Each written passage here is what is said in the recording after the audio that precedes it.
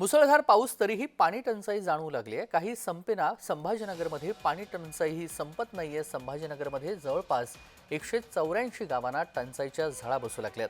संभाजीनगर शहरासह जिल्ह्यासह राज्यभरात उन्हाळी अवकाळी पावसाचा कहर सुरू असतानाच अद्यापही अनेक गावांमध्ये पिण्याच्या पाण्याचं दुर्भिक्ष जाणवतोय। छत्रपती संभाजीनगर जिल्ह्यातील 184 गावांसह 32 वाड्यांमधील ग्रामस्थ टँकरवरती आतापर्यंत अवलंबून आहेत। या गावांसाठी 273 टँकरद्वारे पाणीपुरवठा सुरू आहे अशी माहिती प्रशासनानं दिलेली आहे।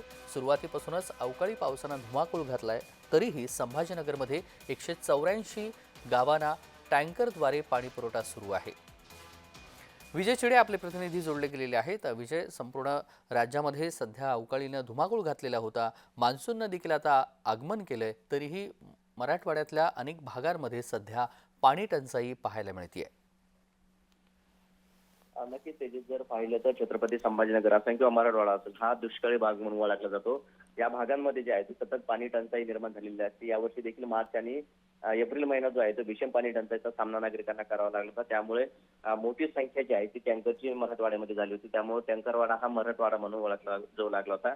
सध्या सुद्धा आता मागील काही दिवसापासून 15 दिवसापासून अवकाळी पाऊस जो आहे तो मराठवाड्यामध्ये हजेरी लावत आहे। तर छत्रपती संभाजीनगरच्या अनेक भागांमध्ये पावसाने हजेरी लावली असताना देखील आता सध्या जिल्ह्यातील 184 गावांना आणि 32 वाड्यांना जे आहे ते टँकरवरती अवलंबून असल्याचे दृश्य ज्या माहिती जी आहे ती समोर येत आहे। सध्या 273 टँकरने जिल्हाभरात जे आहे ते पाणी पुरवठा केला जात आहे। मात्र सध्या अवकाळी पाऊस जो आहे तो हजेरी लावताना पाहायला मिळतो।